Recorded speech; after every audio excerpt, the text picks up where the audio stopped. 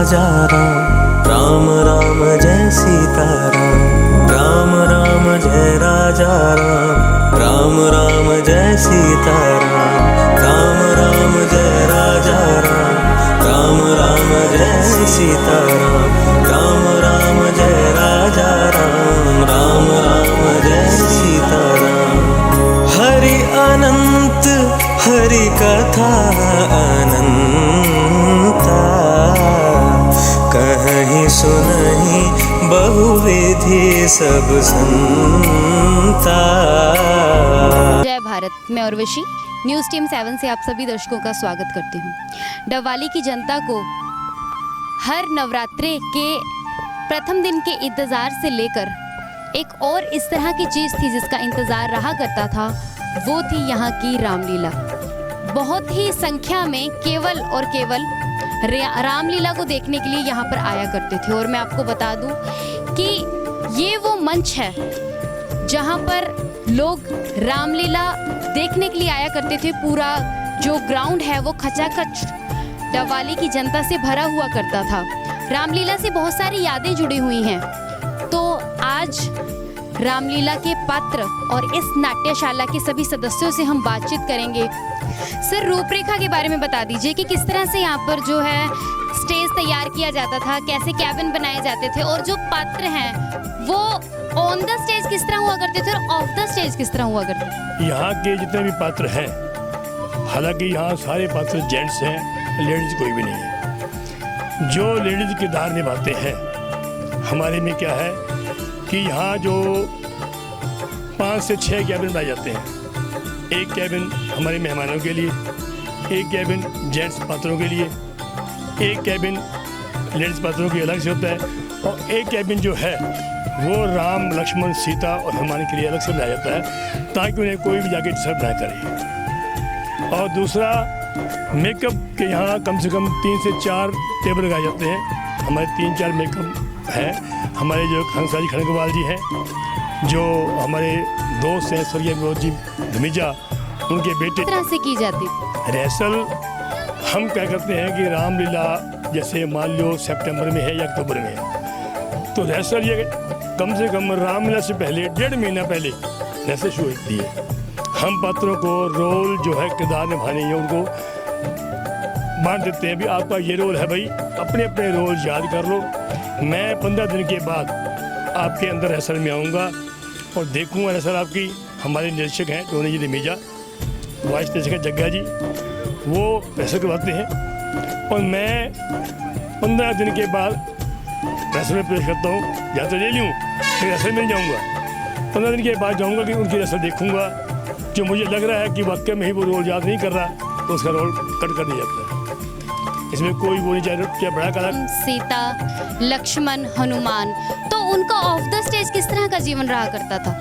उनका ऐसा है कि रामलीला के आरंभ होने से पहले, यानी 40 दिन पहले ही राम लक्ष्मण सीता हनुमान ये व्रत रखना शुरू कर देते हैं। हनुमान जी तो वैसे भी, क्योंकि कई पत्र हमारे ऐसे भी हैं, जैसे कि एक हनुमान जी हमारे पवन को रोज हुआ करते थे, वो 4 दिन पहले ही पैदल और बिना, वो भी 4 दिन पहले वो क्या करते हैं कि अपने पूरे शरीर पर मेहंदी के लिए राम राम लिखवा देते हैं 40 दिन पहले, और पूरा शरीर उनका भरा होता है राम राम के नाम से। और 40 दिन तक वो खाना भोजन खाएंगे एक टाइम का। और जो राम लक्ष्मण जो सीता है, जब इस मंच का किरदार निभाते हैं, तो यहाँ पर जब उन्हें वनवास हो जाता है, तो वो वनवास दौरान अपने घरों में, पहले तो क्या था, इस मंच पे सोया करते थे, लेकिन जैसे जैसे माहौल बदलता गया, माहौल ख़राब होता गया, तो वो अपने घर सोते हैं, लेकिन अपने अलग कमरे में। उन कमरों में उनके किसी परिवार के सदस्य को जाने की इजाज़त नहीं होती। वो ज़मीन पर ही सोते हैं। जब उनका वनवास ख़त्म हो जाता है, राम को राज तिलक हो जाता है, उसके बाद वो यहाँ मंच पर कंजकों को भी पूजा करके, कंजकों को पूजा करने के बाद ही भोजन ग्रहण करते हैं और अपने रियल रूप में आते हैं। लोगों के बीच में किस तरह का कौन से सीन को देखने का सबसे ज़्यादा क्रेज हुआ करता? सबसे पहले कहते हैं ना जी, आजकल लोग राक्षस को ज़्यादा पसंद करते हैं, तो यह तारका का जो सीन है वो लोग बड़े ही आनंद से देखते हैं, और इतनी भारी भीड़ एकत्र हो जाती है कि उसे संभालना मुश्किल हो जाता है। और हमारी क्लब के जो मेंबर हैं इतने मैं कहता हूँ कि कहते हैं इसको कब को समर्पित है कि हर कलाकार जैसे किरदार नहीं है वो अपने हाथों में लाठियाँ लेकर के बाहर लेडीज़ की तरफ उनका पूरा ध्यान रखा जाता है। उनको घर तक छोड़ना पड़े तो छोड़ कर के भी वहाँ आते हैं। बाकी पुलिस प्रशासन भी अपना सहयोग करता है हमारे साथ, हर बार उनका भी सहयोग रहता ही है, ये नहीं हम अकेले कुछ कर पाते। तो हर कलाकार इस कब को समर्पित है और उसी समर्पित भावना से ये रामलीला चल रही है और आगे भी चलती रहेगी। ताड़का के सीन की जो तैयारी है वो किस तरह हुआ करती थी, पीछे कौन किया करता था, किस तरह से तैयार किया जाता था कि लोग आकर्षित हों उस सीन को देखने के लिए? ताड़का के सीन के लिए हमारे जो है मेकअप निर्देशक हैं राहुल जी दिमीजा, वो उन्हीं के जिम्मे ये काम लगाया गया है। वो इंटरनेट से नए नए दृश्य देखते हैं, ड्रामनी, उन दृश्यों को वो अपना काफ़ी समय व्यतीत करके उन्हें दोबारा बनाने का प्रयास करते हैं। और फिर जो लड़के होते हैं ताड़का में किरदार निभाने वाले, कम से कम 20 लड़के होते हैं अलग से, वो उनमें रामलीला में कोई नहीं किरदार निभाएंगे, वो अलग से ही लड़के लेता है, वो अपने अपनी मर्जी लड़के लेते हैं वो। तो उनकी रिहर्सल जो कम से कम 15 दिन चलती है रिहर्सल अलग से, उसी सिर्फ एक सीन के लिए। तो उनको जब वो उनका तैयार होता है तब हमें कहते हैं कि आप आओ ये देखो, फिर हम देखते हैं, हम खुद जम भी रह जाते हैं कि इस लड़के ने, वो पेशे से लेक्चरर हैं, RCC कोचिंग सेंटर के संचालक हैं। तो उनका हमें जो सीन देखने का जो उनका करवाने का अंदाज है वो अलग ही तरह का होता है। नमस्कार सर। नमस्कार जी। सर, उस वक्त जब किरदार निभाया जाता था तो किस तरह का मन में, एक तो लोगों के मन को जीतने की, दूसरा आस्था को भी ध्यान में रखा जाता था, तो किस तरह से उस पात्र को निभाया जाता था और बैक स्टेज की क्या प्रक्रिया हुआ करती? सल से लेकर और रामलीला समापन के बाद भी 15-20 दिन तक तो ये एक नशा सा रहता है, वो भावना बनी रहती है अपने दिल में, लोगों से जैसे बोलने का भाव ढंग वो बदल जाते हैं जी। क्योंकि रिहर्सल चलती है 1.5 महीना, 12 दिन रामलीला मान लो, तो उसमें हर पात्र ढल जाता है। जैसे वो राम का रोल करता है तो उसका बोलने का अंदाज ही बदल, जब हमारे राम का रोल करते हैं आप उनसे मिलोगे तो वो आपको लगेंगे भी ये राम का रोल ही करता है। किस तरह से निभाए जाते थे? जैसे होता है कि एक सीन चला है, दूसरा सीन आने वाला है, तो कई बार होता है कि मिसमैच होने लग जाता है कहीं पर, तो किस तरह से संभाला जाता था उस वक्त? वो इस तरह है जी, मान लो हम क्या करते हैं, एक लिस्ट लगा देते हैं जी डेली, आज ये सीन है, ठीक है, और पात्रों को भी पता होता है भी आज हमारा ये सीन है, हमारा रोल है आज। तो आते पहले हर पात्र अपनी लिस्ट देखता है कौन कौन से सीन है, और जिसका कोई रोल होता है उसका नाम साथ में लिखा होता है कि आज मेरा ये रोल है। तो मान लो पहले हम झांकी निकालते हैं रामलीला शुरू होने से पहले प्रार्थना होगी, झांकी होगी, उसके बाद जैसे जैसे 1, 2, 3, 4 सीन जितने भी हम निकालते हैं वो पात्र खुद अपनी ड्रेसेस लेते हैं, जो कोई घर ले जाता है वो आके पहन लेता है, मेकअप कर देते हैं, और एक सीन ख़त्म होने से पहले ही दूसरा सीन तैयार होता है, और ज़्यादा से ज़्यादा 5 मिनट का गैप पड़ता है। हुआ करती हैं कभी? 2, 3, 4 भूमिका निभाते हैं एक व्यक्ति। कई बार कोई मिस हो जाता है तो वो उसकी जगह दूसरे कलाकार को लेना पड़ता है। लेकिन कलाकार हमारे पास ऐसे हैं कि 1, 2, 3, 4 रोल जो भी वो करेगा पूरा भाव से करेगा और पूरा श्रद्धा से, और उनको कंठस्थ याद है। रिहर्सल होती है 1.5 महीना, इतने में बहुत होता है जी। जो पुराने कलाकार हैं उनको तो रिहर्सल की भी ज़रूरत नहीं है। पिछले 2 वर्ष से जो है रामलीला वो हो नहीं पाई है। ऐसे है जी, मैं जनक और खेवट का रोल करता हूँ, तो खेवट के जो संवाद है ना जी वो मेरे को बहुत ही अच्छे लगते हैं, और आंसू आ जाते हैं आंखों में जी जब खेवट का रोल मैं करता हूँ। तो जैसे राम जी आते हैं, उनको नदी पार करवानी होती है गंगा नदी के किनारे, तो खेवट के मन में एक शंका होती है कि राम जी की मूरी पैर लगा तो वो जो सुंदर शिला थी, पत्थर की मूर्ति थी, वो नारी बन गई थी। तो खेवट के मन में ये होता है भी अगर रामचंद्र जी का पैर मेरी और नाव को लग गया तो ये कहीं वो एक नारी ना बन जाए। लीजिए राजा चरणों की धूली संशय है, ये धूल धुला लीजिए राजा, बाधा ना मेरी रोजी में हो, ना बाधा आपके काम में हो कृपा राम की खेवट पर, खेवट का प्रेम राम में हो। तो रामचंद्र जी कहते हैं कि अपनी शंका दूर कर लो। फिर वो रामचंद्र जी के पांव धुलाते हैं और वो जल पीते हैं, वो एक तरह का चरणामृत हो जाता है, सभी को बांटते हैं। तो जब नदी पार करवा के आते हैं तो फिर वो माता सीता जी कहती हैं कि भाई अपनी उतरवाई तो ले लो। तो इस तरह के आगे जो डायलॉग है लंबे हैं और क्या है मेरे को याद तो है, लेकिन वो इतने भावपूर्ण हैं। और पहले विनोद धमीजा जी हुआ करते थे, मैं उनके साथ खेवट करोल में जाया करता था। कुछ साथी हमारे चले गए और उनको याद करके आंखें भर आती हैं। रोल भी करते थे वो, स्टेज को भी संभालते थे, मेकअप भी करते थे, अपना पूरा सहयोग देते थे सुबह से लेके शाम तक। और 2, 4, 3 घंटे अपने घर गए और रात को शाम होते ही फिर स्टेज पे। तो पुरानी बातें याद करते हैं, ये हुआ करता था, वो भाई हुआ करता था, वो चले गए। इस तरह करके जो हमारे पुराने पात्र थे हैं, जैसे वासुदेव जी हैं, और पुराने पात्र जो रिटायर हो गए हैं, अभी रिटायर हो गए, वो भी आते हैं। और क्या उनको हमने सम्मानित भी किया है, जो पुराने पात्र थे ना, रामलीला छोड़ के चले गए बुजुर्ग। कि हमारा कलाकार जो भी है, जो रात को किरदार निभा कर गया, तकरीबन 75% कलाकार दिन में भी यहाँ रहते हैं, दिन में भी रहते हैं। घर जाने का मन नहीं करता किसी का भी। जैसे मुझे ले लो, मैं, आपको पता है कि मैं समाचार पत्र का संपादक हूँ। मैं उस दिनों तक अपना समाचार पत्र भूल जाता हूँ कि मेरे पास जो ऑपरेटर है क्या कर रहा है क्या नहीं कर रहा है, उसकी मर्जी है। क्या छाप दिया क्या नहीं छापा, उसकी मर्जी है। मैंने यहाँ 10 दिन इस मंच से छोड़ना नहीं है। मैं यहाँ सुबह आऊँगा और रात को 12, 1 बजे, 2 बजे घर जाऊँगा। और जब रामलीला समाप्त होती है, हमारे सभी कलाकार यहाँ अपने घरों से खाना आता है।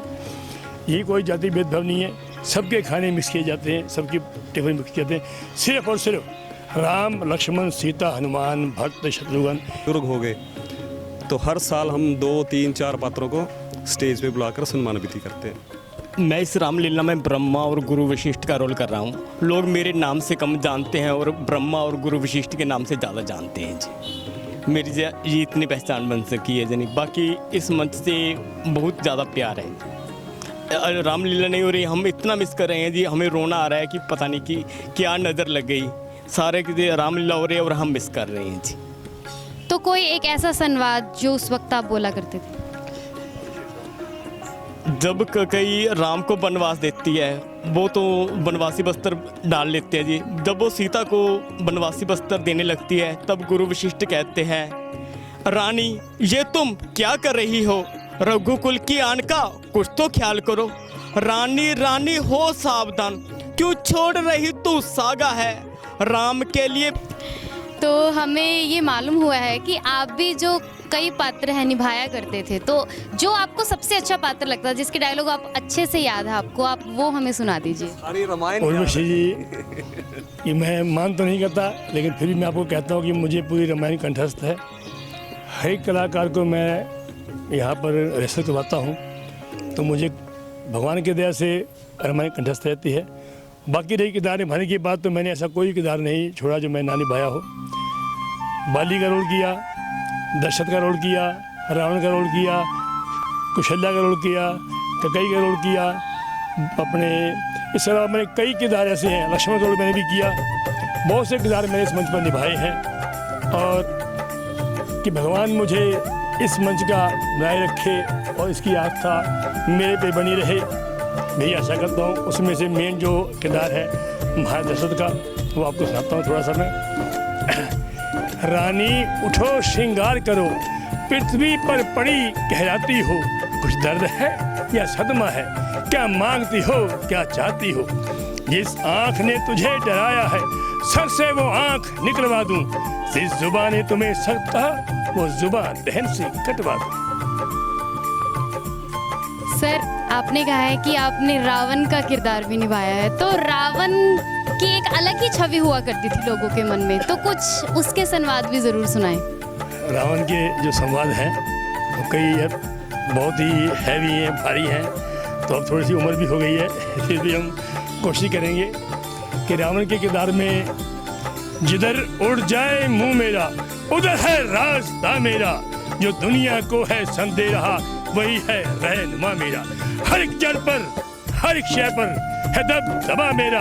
हटे आगे से पर्वत भी, इशारा हो जरा मेरा। समुंदर फर्श सुनते ही मेरी आवाज होता है, निगाहें गर्व से गर्दाए पांदाज होता है। इतने लंबे समय से ये जुड़े हुए हैं रामलीला से, तो आप देख सकते हैं कि जो उसके संवाद हैं वो कंठस्थ हैं इन्हें। इसके अलावा जो लोग आया करते थे उनको किस तरह से संभाला जाता था, किस तरह की जो टीम तैयार की जाती थी, क्योंकि एक मंच को संभालना, लेकिन इसके साथ जो आई हुई जो यहाँ की जनता है उसे संभालना भी एक बहुत बड़ी एक जिम्मेवारी का काम था। पहली बात तो ये कि हमारे शहर की जनता बहुत ही अच्छी है, भोली है। उनका प्यार, उनका सहयोग हमें इतना मिलता है कि हमें ज़्यादा कोशिश नहीं करनी पड़ती। फिर भी कुछ शातिर तत्व भी यहाँ आते हैं, उन्हें संभालने के लिए हमारे कलाकार ही बहुत हैं, कोई प्रशासन भी हमारे साथ रहता है। तो क्योंकि हमने अभी पहले क्या था कि हर व्यक्ति रामलीला देखने वाला वो नीचे ज़मीन पर बैठा करता था, लेकिन पिछले 5-7 साल से हमने सभी के लिए कुर्सियाँ लगा दी गई हैं ताकि कोई भी मेरी माता, कोई मेरी बहन, कोई बुजुर्ग खड़ा न रहे। फिर भी कम से कम भी हम यहाँ कुर्सी करते हैं 2 से 2.5 हज़ार, वो कुर्सियाँ भी कम पड़ती हैं। तो मेरे मन को एक चीज़ सी उठती है, ये लोग खड़े क्यों हैं, लेकिन लोग कहते हैं हमें आनंद आता है, खड़े होने में आनंद आता है। तो इसलिए मैं कुर्सियाँ हर बार, पहले कुर्सी 1000 थी, 1500, 2000, 2500 होने लग गई। तो इस ग्राउंड का, इस मंच को इतना ही वो है, लोगों को सम्मान मिलता है कि हर व्यक्ति रामलीला का मंचन देखने आता है। इस बार मैं रामलीला नहीं कर पा रहा, तो मुझे पता है कि मुझे लोग कितने फ़ोन कर रहे हैं। इस रामलीला में जब मैं सफाई वगैरह करवाता हूँ, यहाँ कोई जैसे करवा रहा हूँ, तो लोग कहते हैं रामलीला होगी इस बार, लोग उत्साहित हो जाते हैं। फिर मेरे पास आते हैं रामलीला हो रही है, मैं हाथ जोड़कर नहीं, इस बार रामलीला नहीं हो रही है, तो मैं आपसे माफ़ी चाहूँगा। अगले साल भगवान राम ने चाहा तो आपको मैं रामलीला का मंचन बड़ी अच्छी तरह, अच्छे तरह से दिखाऊँगा। जो आखिरी दिन हुआ करता था दशहरे का, तो रावण कैसे बनाया जाता था, किनके द्वारा बनाया जाता था, किस तरह की जो तैयारियां की जाती थी उससे पहले? ऐसा है कि हमारी क्लब के ही कलाकार हैं, यहाँ 2-3 कलाकार, अभी एक आ गया, खराती भी गया कि एक कला, हमारी 3 कलाकार हैं यहाँ, मास्टर वीर सिंह जी, वीर सिंह और संदीप जी, साथ में हमारे कलाकार हैं रवि। ये तीनों पात्र ऐसे हैं बिना किसी फीस के रामलीला के पुतले, जो रावण कुंभकर्ण मेहनत के पुतले बनाते हैं, इनकी कोई फीस नहीं लेते मुझसे, हमने सामान ले देते हैं। तो ये सारे पुतले तैयार करते हैं, कम से कम महीना पहले बनाना शुरू कर देते हैं, और रामलीला के मंचन, रामलीला के दशहरे वाले दिन ये मंच बनकर तैयार हो जाते हैं। और हमारे कलाकार रामलीला के अंतिम दिन, जिस दिन यानी कि दशहरे के एक दिन पहले रात को ही रामलीला समापन के बाद उन पुतलों को खड़ा कर देते हैं रातों रात, ताकि क्योंकि उसमें बारूद होता है, कोई छिड़काई न कर दे, इसलिए हम खड़ा कर देते हैं। हमारे सभी कलाकार उसके पहले भी रहते हैं ताकि कोई उसे किसी भी पुतले को नुकसान न पहुंचा दे। इनके टिफ़िन जो हम यूज़ नहीं करते हैं, इनको अलग से ही बिठाया जाता है कैबिन में, ये अपना अलग से खाना खाते हैं।